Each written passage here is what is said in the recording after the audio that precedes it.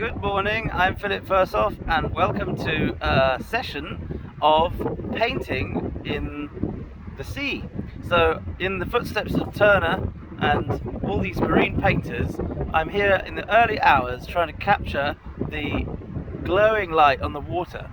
I'm looking at the bay of Easbourne and you can see the beautiful pier and the clouds forming just as dawn has broken, and my watercolour is going to be about changing light and clouds. So what I'll do is I'll just pour some water onto my palette. I'm going to use only a few colours and try and be as quick as possible to catch some of this light. So my first thing to do is to just put a little bit of water on the paper, just to get the paper to be responsive to any mark making that I want to do. And the most important thing, of course, is how the light shines off the water against the sky.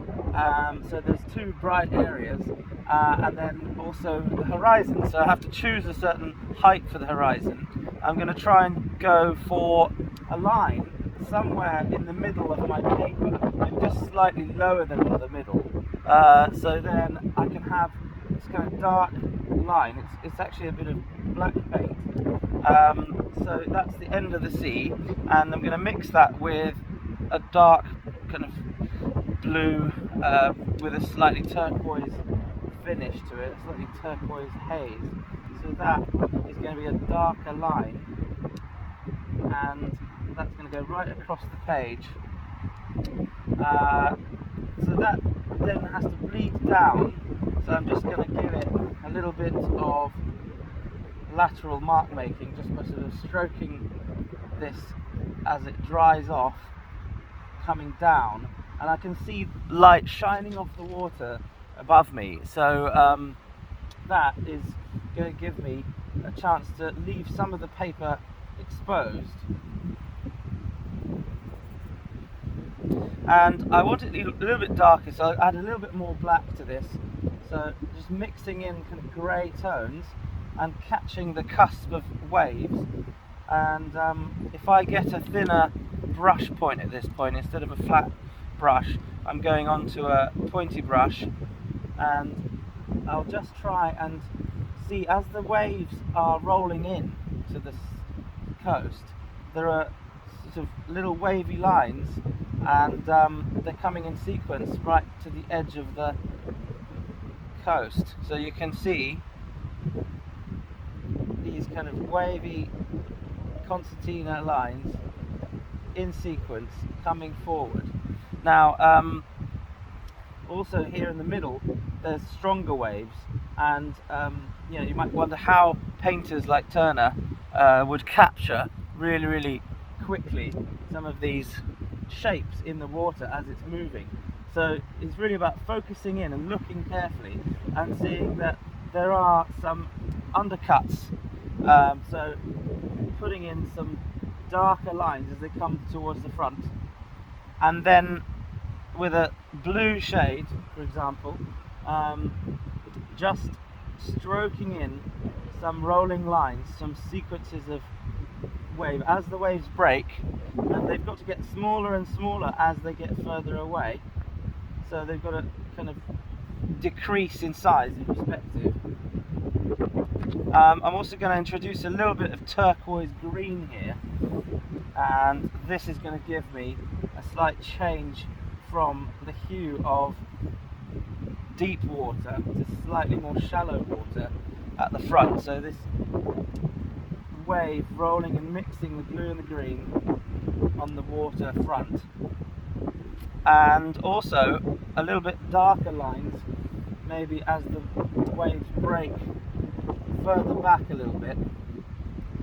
And yeah, with the point of my brush now, I'm just going to try and catch the edge of some of this water, so above the lines, break them up and create the foam in the water. So that's very easy and quick way of suggesting sequences. So just like breaking the lines up with smaller scribbles.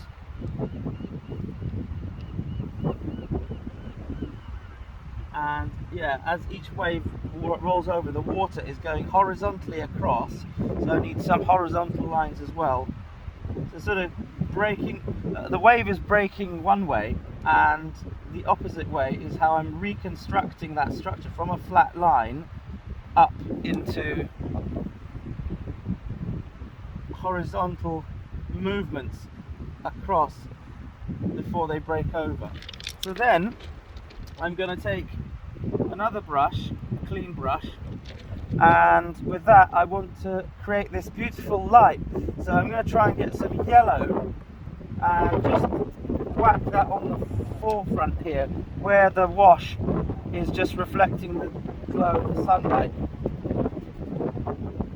So with that, just little bits of yellow will go across here and just kind of scribbling that in onto the beach, and then that has to get tilted away, so this bright light is then broken up by, I'm going to use purple, and again just stroking these lines in onto the flat surface with sort of half loaded brush,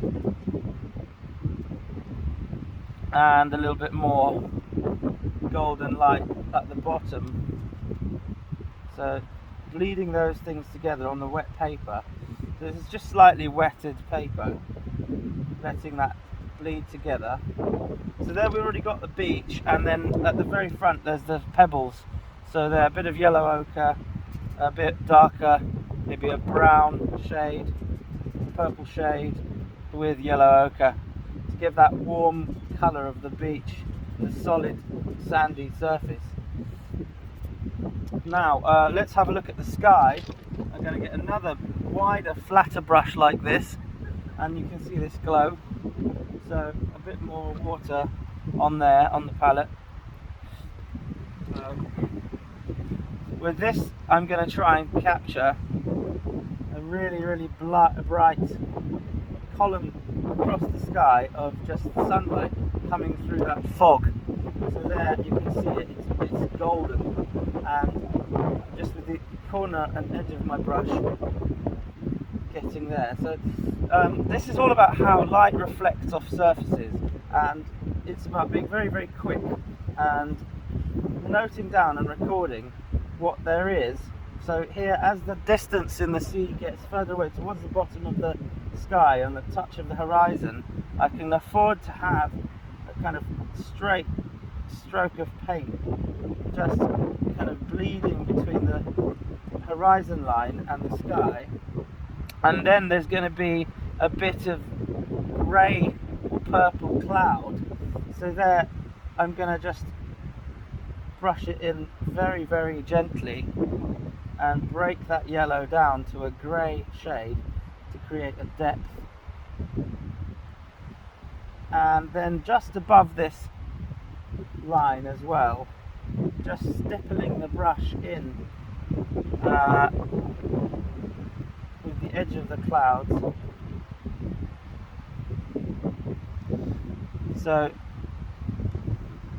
this soft kind of cauliflowery effect as the sky builds up. When you look at a lot of Turner's watercolours, they are very simple sketches done very quickly,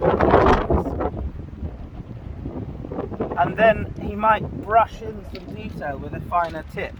So I'm going to take this really fine thin paint tip and now kind of trace around the contour edges of some of those clouds just to get the specific forms in as they appear this morning. I might mix in a little bit of blue to get a colder shade just on the edges of the page to sort of darken out the corners. So with the flatter, wider brush, create that volume of clouds hanging and moving over there. If there's any light piercing through, that's very nice to capture some 3D wavy stuff that's going on just in between the clouds. And then darker, bluer light again. Where is this blue in the sea coming from? Well, it's coming from the sky, so it's reflected in the water. So somewhere that darker blue towards the top can appear and break up this crepuscular range of colours. So yeah, again with the tip of my brush and a bit of purple and blue, put in some horizontal lines in the clouds like that.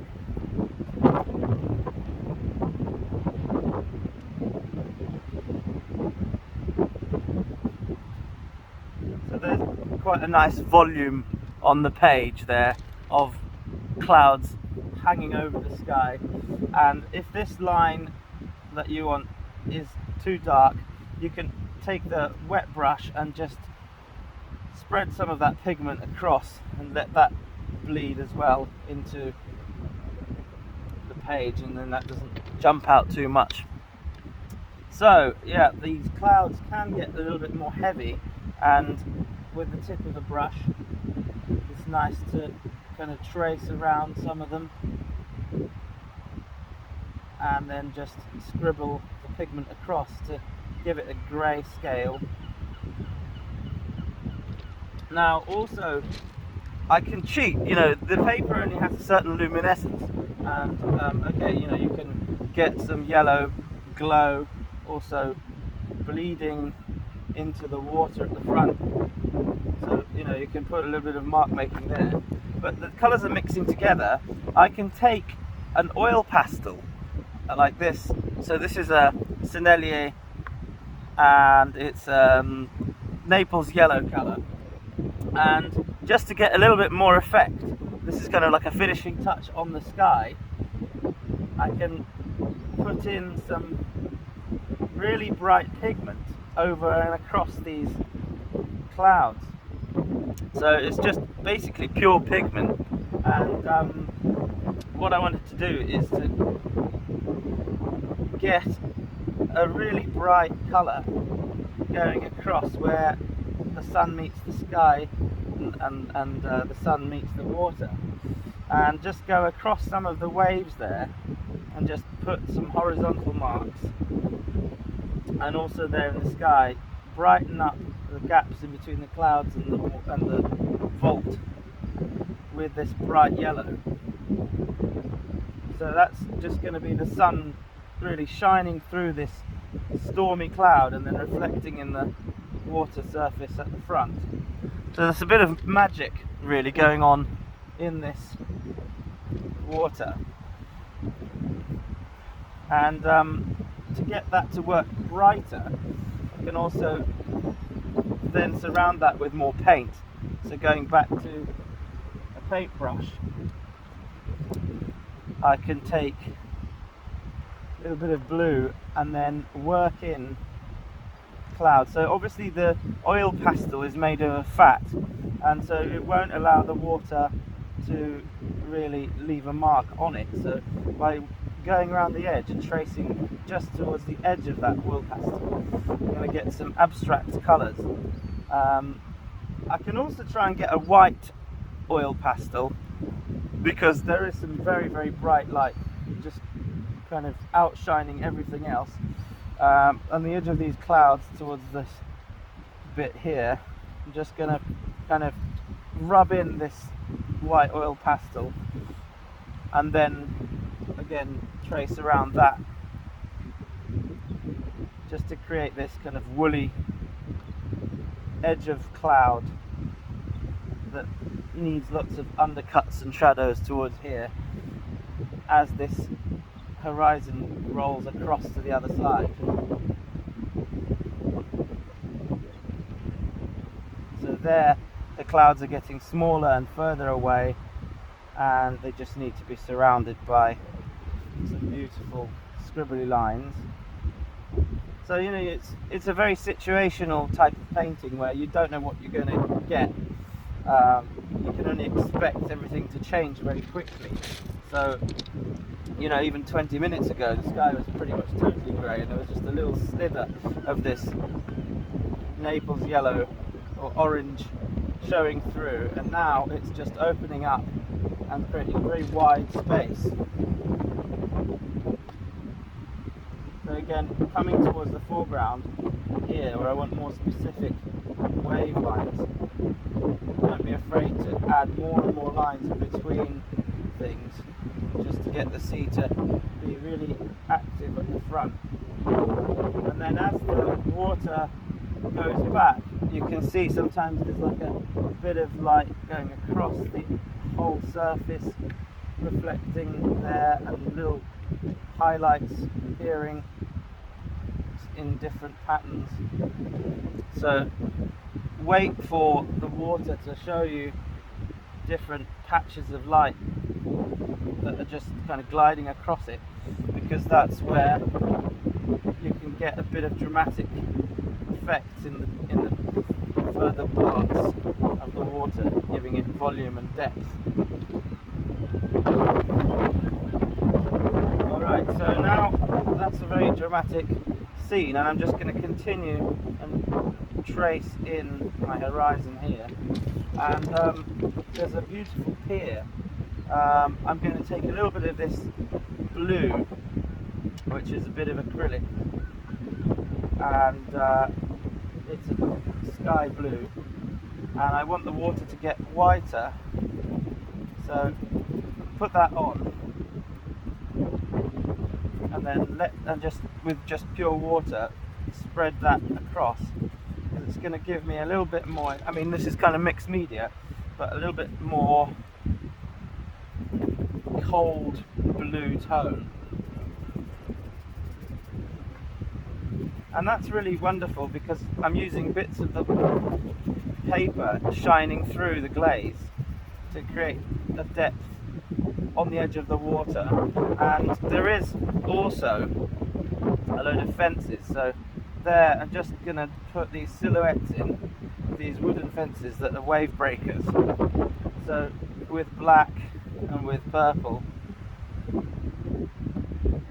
just putting in some silhouettes of that, give this beach a bit more of a solid look. So yeah, that is how this edge and corner is going to get filled up, with just really light drawings of not much specific detail, but you know, some wooden beams going across some posts, and maybe some drag of beach, so you know, bits of pebbles and things appearing in between these fences, and puddles of water. Okay, and then there's this beautiful pier which I showed you earlier, which is just across there. You can see beautiful pier appearing out of the sky and the water. So that's breaking up this composition a bit, and it's going to give this a whole more specific look to this painting, because it's going to place everything and put a human presence. I mean, often you can put a boat or a sail or somebody swimming in or something like that, but this pier is quite tall, so the silhouette of it is going over the horizon, and it's just a little house with a dome sitting there.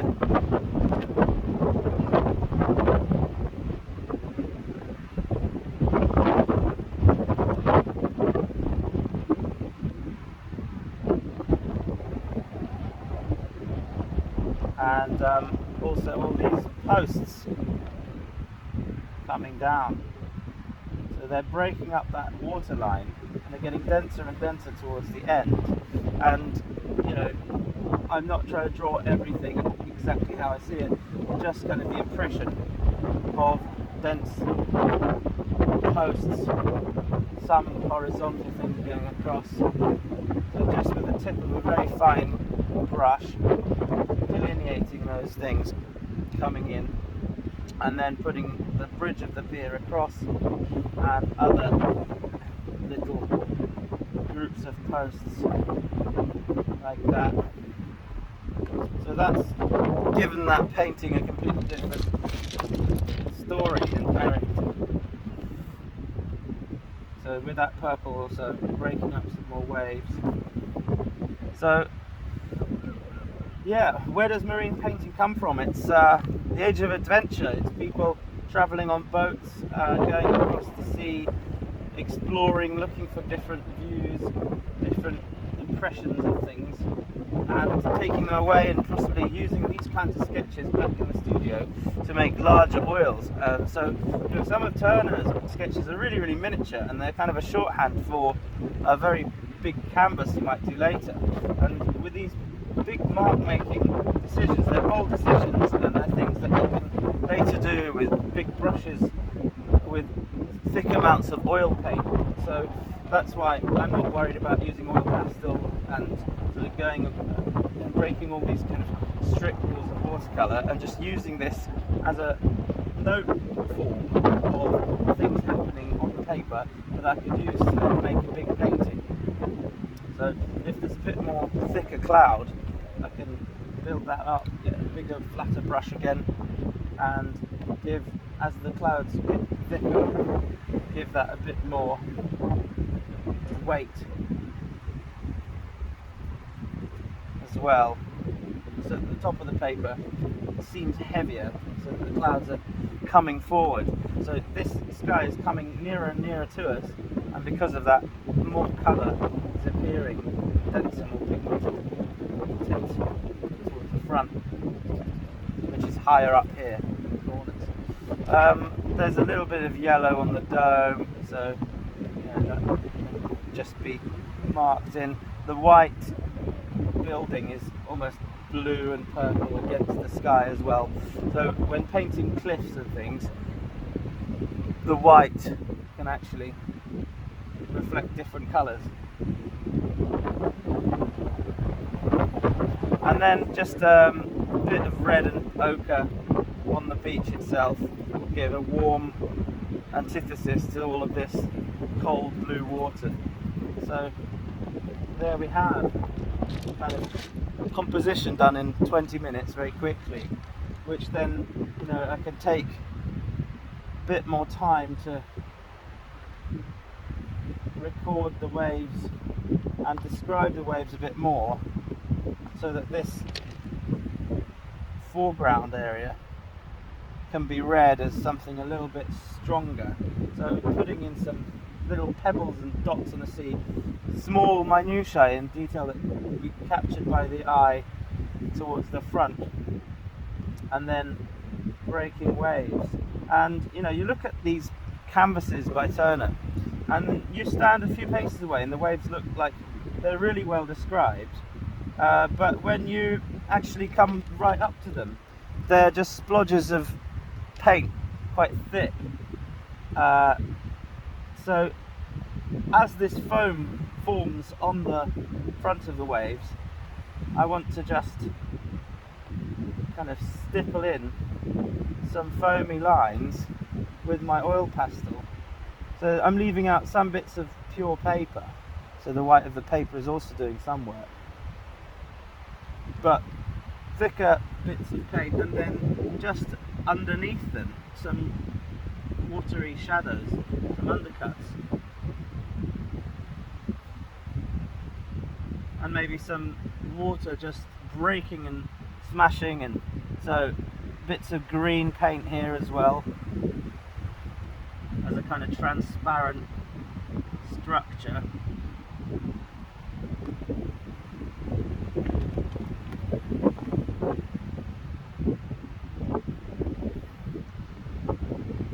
And then straighter lines also right to the end of the paper will close that water off so that it's readable.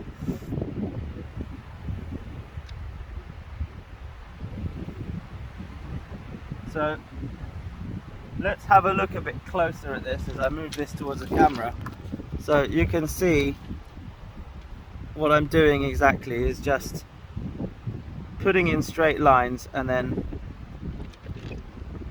breaking them up.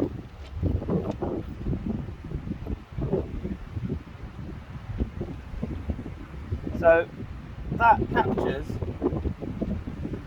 a whole scene with sky and earth and some lines around the clouds in a very short period of time. Let's have a go and see if we can do another one.